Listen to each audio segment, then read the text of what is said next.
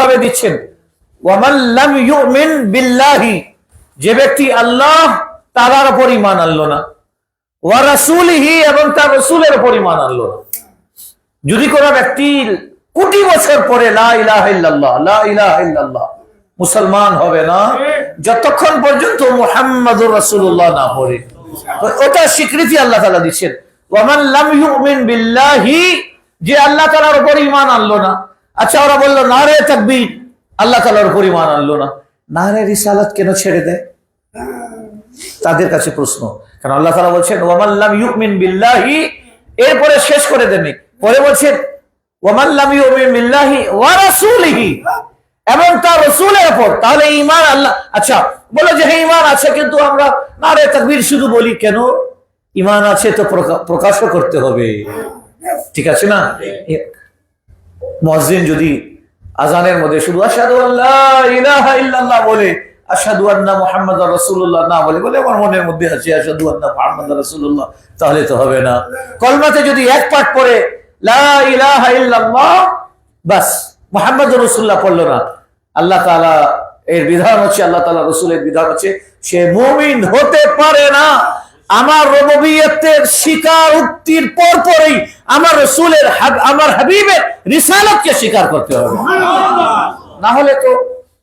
না হলে তো প্রত্যেক আস্তিকরা আল্লাহকে মানে, প্রত্যেক আস্তিকরা আল্লাহকে মানে।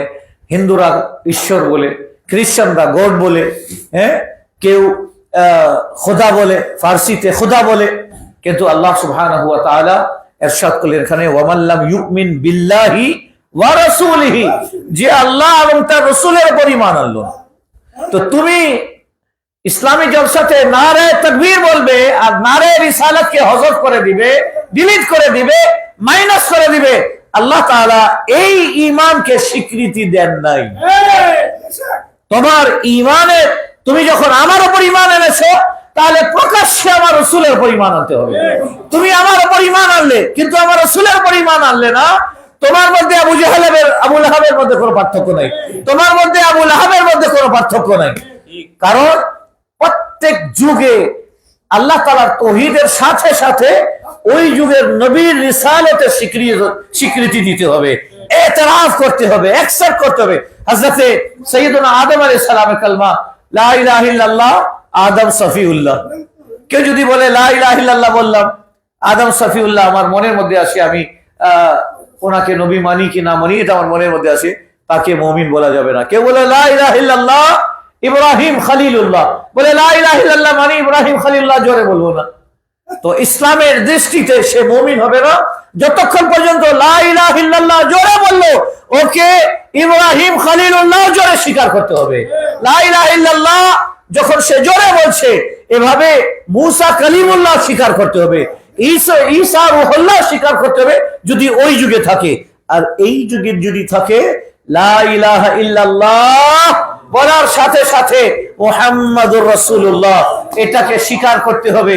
যদি শুধু মুহাম্মাদুর রাসূলুল্লাহকে মানলো আর লা ইলাহা ইল্লাল্লাহ মানলো না, মুসলমান হবে না। বা শুধু লা ইলাহা ইল্লাল্লাহ মানলো, মুহাম্মাদুর রাসূলুল্লাহকে স্বীকৃতি দিল না, অ্যাকসেপ্ট করলো না, আল্লাহ তাআলা বলেন যে সে মুসলমান হবে না। ওয়া ইন্না আতাদনা লিল কাফিরিনা সাইরা, আমি কাফেরদের জন্য জাহান্নাম, সাইরা জাহান্নাম নির্ধারণ করে রেখেছি। আচ্ছা, ঈমানের মূল বিষয়টা হচ্ছে দুটা বিষয় তোমাকে স্বীকৃতি দিতে হবে। এক, আল্লাহকে মানলাম এবং তার প্রফেট বা তার মেসেঞ্জারকে মানলাম। শুধু তুমি যদি আল্লাহকে মানো মুমিন হতে পারো না, শুধু আল্লাহকে মানো মুসলমান হতে পারো না। আল্লাহ তাআলাকে মানার সাথে সাথে আল্লাহ যাকে মনোনীত করেছেন তাকেও মানতে হবে। এই জন্য আচ্ছা, এটা তো হচ্ছে রিসালাতের বিষয়। এবার আসেন ওয়ালায়াতের বিষয়। আল্লাহ তাআলা ইরশাদ করলেন মান আদা লি ওয়ালিয়ান ফাকাদ আযানতুহু বিল হারব, যে আমার ওলি আল্লাহর সাথে আদাওয়াত করবে, দুশমনী করবে, আমি আল্লাহ তার সাথে যুদ্ধের ঘোষণা দিচ্ছি। তো যখন ওলি আল্লাহর সাথে দুশমনী রাখার কারণে আল্লাহ তাআলা যদি যুদ্ধের ঘোষণা দিতে পারে, তাহলে নবীর সাথে দুশমনী করার কি আঞ্জাম হবে? ঠিক আছে, ওলি আল্লাহরা হচ্ছে আম্বিয়া কেরামের জুতা বহনকারী, ওনার সাথে বেয়াদবি গোস্তাখি আযাবত দুশমনী রাখলে আল্লাহ বলছেন আমার সাথে যুদ্ধের জন্য প্রস্তুত হয়ে যাও। তাহলে রসুল ও আম্বিয়ার সাথে বেয়াদবি গোস্তাখি করলে, দুশমনী করলে আল্লাহ তাআলা তার সাথে কি সুলুক করবেন, কি ধরনের আল্লাহ সুবহানাহু ওয়া তাআলা তার সাথে ব্যবহার করবেন, এটা আমরা নিজেই চিন্তা করতে পারি। এবার আসেন আমরা সূরা আল হুজুরাত, আরো তো অনেকগুলো আয়াত পড়া হয়েছে, কিন্তু সূরা আল হুজুরাত আজকে 26 পারাতে আমরা পড়লাম। আল্লাহ তাআলার কি শান, আল্লাহ তাআলা তার হাবিবের শান কিভাবে তুলে ধরছেন, কিভাবে তুলে ধরছেন। আরে আরে দুশমনে রসুল ওয়াহাবীরা, তোরা কোরআনের সূরা হুজুরাত পড়, আমার রসুলের মাকাম কি বুঝে যাবি। কোন হাদিস দিয়ে বোঝানো দরকার পরে পড়বে, আগে ডাইরেক্ট কোরআন দিয়ে পড়। আল্লাহ তাআলা ইরশাদ করছেন, ইয়া আইয়ুহাল্লাযীনা আমানু, হে ঈমানদারেরা, লা তুকদ্দিমু বাইনা ইয়াদাইল্লাহি ওয়া রাসূলিহি, খবরদার তোমরা তোমার কোন কাজে, কোন ক্ষেত্রে, কোন ইবাদতে আমার আল্লাহ এবং তার রসুলের অগ্রগামী হবে না, আল্লাহ এবং তার রসুলের আগে যাবে না। তো আল্লাহ তাআলার আগে যাবার কারো বাপের ক্ষমতা আছে? আগে তো তার আগে যাওয়া যায় যে কোনো স্থানের মধ্যে ফিক্স আছে, ঠিক আছে না, তার আগে গেল। আল্লাহ তাআলা তো স্থান থেকে পাক, কাল থেকে পাক, পবিত্র আল্লাহ তাআলা জবান থেকে পাক। আল্লাহ সুবহানাহু ওয়া তাআলা সব ধরনের উঠা নামা থেকে পাক। আল্লাহ তাআলা ইরশাদ করেছেন কি, ইয়া আইয়ুহাল্লাযীনা আমানু, আচ্ছা ঈমানদার কি বলছেন, লা তুকদ্দিমু, অগ্রগামী হবে না, বাইনা ইয়াদাইল্লাহি ওয়া রাসূলি, আল্লাহ এবং তার রাসূলের আগে যাবে না। কি আগে যাবে না? আল্লাহ এবং তার রাসূলের আগে যাবে না। এই আয়াতের ব্যাখ্যায় মুফাসসিরিন কিরাম ইরশাদ করেন যে হুজুর করিম আলাইহিস সালাতু ওয়াস সালাম রমাদানুল মুবারকের চাঁদ দেখতে সাহাবাকে ডাকতেন, সাহাবা এসে নবীজিকে বলতেন, ইয়া রাসূলুল্লাহ চাঁদ দেখেছি। হুজুর শরঈ দাওয়া নিতেন, দুজনের কাছে, আদিল, মুত্তাকি, পরহেজগার, সাহাবার মধ্যে সবাই ছিলেন, দুজনের কাছে সাক্ষী নিতেন। তুমি চাঁদ দেখেছো? বলে হ্যাঁ। তুমি দেখেছো? বলে হ্যাঁ। দুজন সাক্ষী দিল। নবী আলাইহিস সালাম অনেক সময় নিজে চোখে দেখতেন, ঘোষণা দিতেন, রমজানের চাঁদ দেখা দিয়েছে, আজ থেকে তোমরা নামাজ পড়বে। আর আজ মাগরিবের পর থেকেই তারা কি নাম শুরু হয়ে গেল, কি সালাতুত তারাবিহ, রমজান শুরু হয়ে গেল।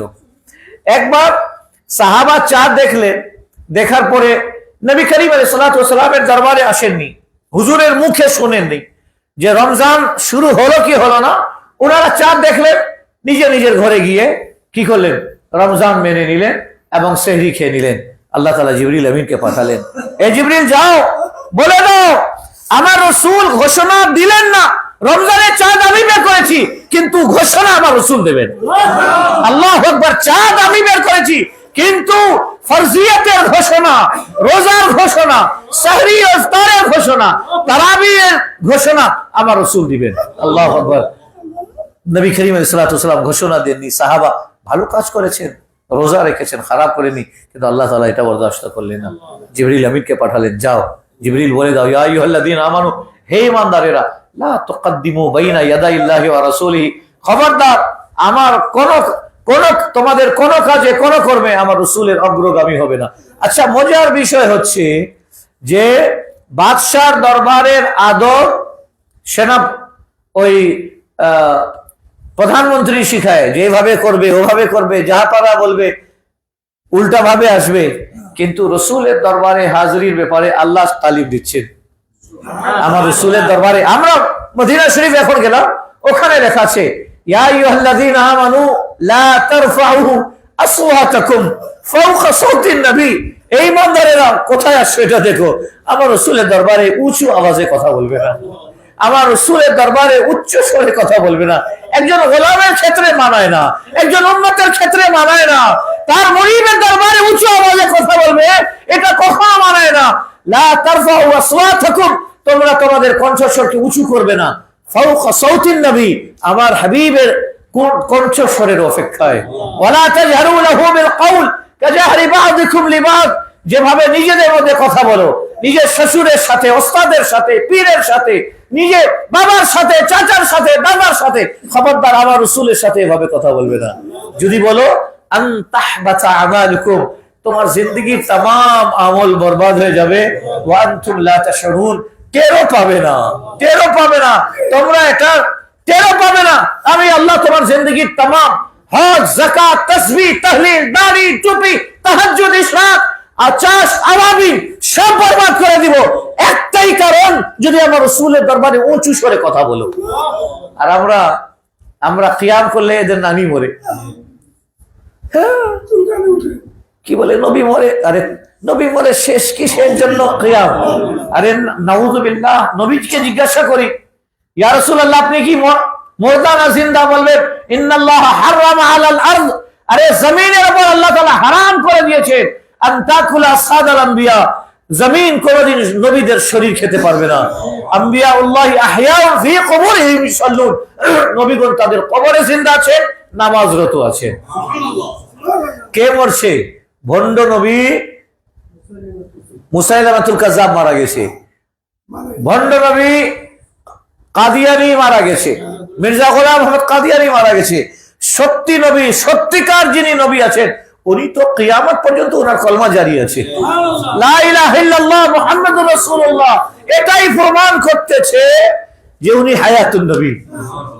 এরপরে আল্লাহ সুবহানাহু ওয়া তাআলা যখন ইরশাদ করলেন যে তোমরা তোমাদের কণ্ঠস্বরকে আমার রাসূলের কণ্ঠস্বরে অপেক্ষা উঁচু করবে না। আমরা নবী করিম আলাইহিস সালামের রওজা শরীফ আপনি যখন সালাম দিতে যাবেন, এখানে বামে লেখা আছে আল্লাহু আকবার, এখানে লেখা আছে তোমরা তোমাদের আশকোন দরবারে এটা দেখো, আল্লাহু আকবার। এরপরে জিবরিল আমিন আলাইহিস সালাম যেখানে বিনা অনুমতিতে প্রবেশ করতেন না, আল্লাহু আকবার।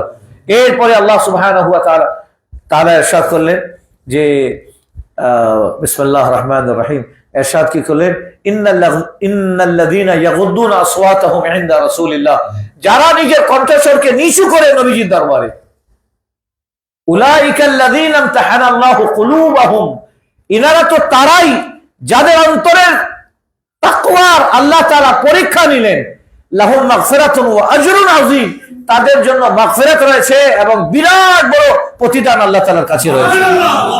সাহাবায়ে কেরাম এই আয়াত নাযিল হওয়ার পরে এত আস্তে আস্তে কথা বলতে শুরু করলেন যে নবী করিম আলাইহিস সালাম অনেক সময় কান তাদের মুখের কাছে নিয়ে যেতেন। আল্লাহু আকবার, ইয়া রাসূলুল্লাহ, একটু উঁচু স্বরে আওয়াজ করলে আমার যদি জিন্দেগি বরবাদ হয়ে যায়, আমার যদি আখিরাত বরবাদ হয়ে যায়, তাই এত আস্তে কথা বললেন হযরত আবু বকর সিদ্দিক রাদিয়াল্লাহু আনহু, এত আস্তে কথা বলতে শুরু করলেন। আল্লাহ তাআলা এই আয়াত পাঠালেন, রাসূল বলে দেন যারা আপনার দরবারে নিচু আওয়াজে কথা বলে তাদেরকে তো আমি মুত্তাকি হওয়ার ঘোষণা দিয়ে দিলাম। উলাইকাল্লাযীনা ইমতাহানাল্লাহু কুলুবাহুম লিত্তাকওয়া, তারাই সেই মহান ব্যক্তি যাদের অন্তরের আমি পরীক্ষা নিয়েছি তাকওয়ার কারণে।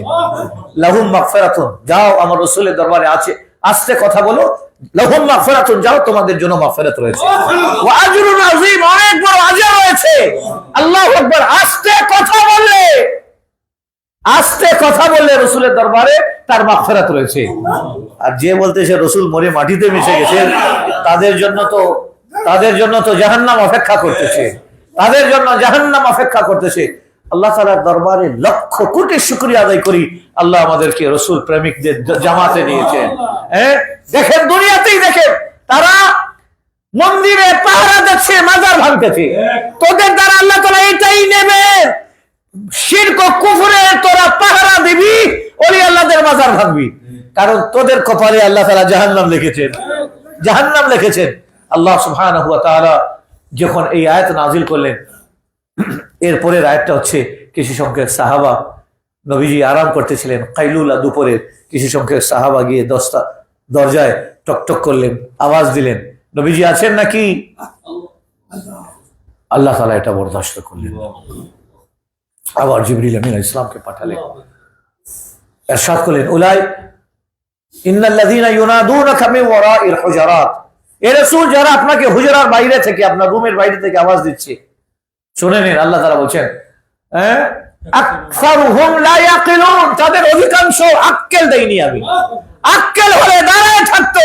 আমার রাসূল আরাম করার পরে যখন বের হতেন, তখন রাসূলকে কি জিজ্ঞাসা করার থাকতো এটা জিজ্ঞাসা করতো। সুবহানাল্লাহ, এটা দেখেন আল্লাহ তাআলা তার হাবিবের দরবারে হাজির হওয়ার জন্য কি সব শর্ত দিচ্ছেন, কেমন শর্ত দিচ্ছেন, কিভাবে ট্রেনিং দিচ্ছেন।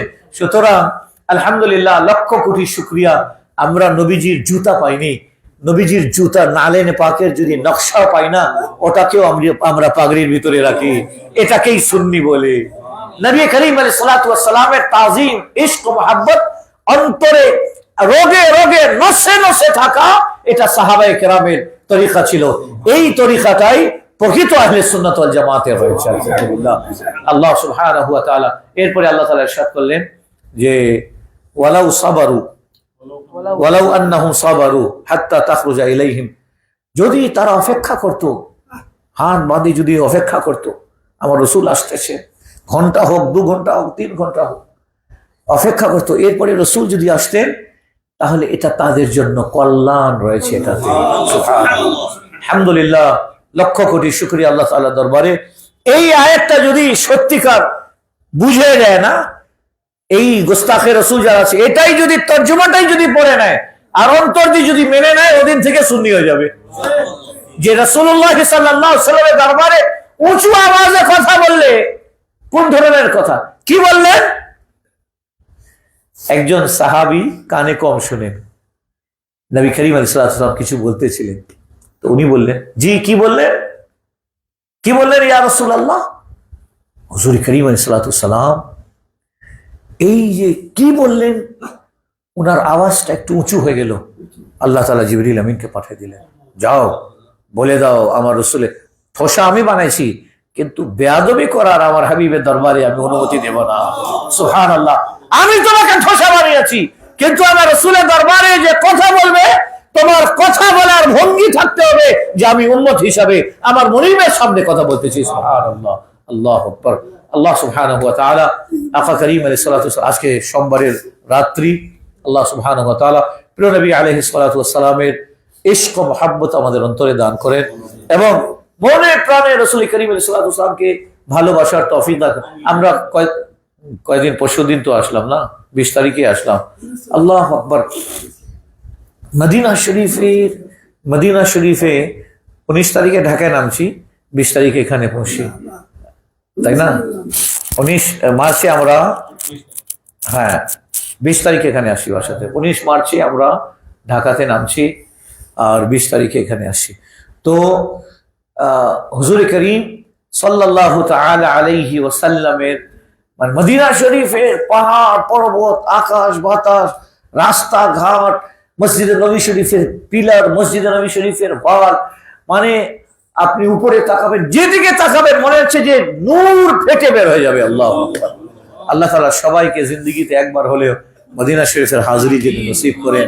আল্লাহ তাআলা যেন একবার হলেও নবীজির রওজা শরীফের জিয়ারত যেন আদবের সাথে নসিব করেন। আমিন। ওয়া আখিরু দাওয়ানা আনিল হামদুলিল্লাহি রাব্বিল আলামিন। ওয়াসসালামু আলাইকুম ওয়া রাহমাতুল্লাহি ওয়া বারাকাতুহু।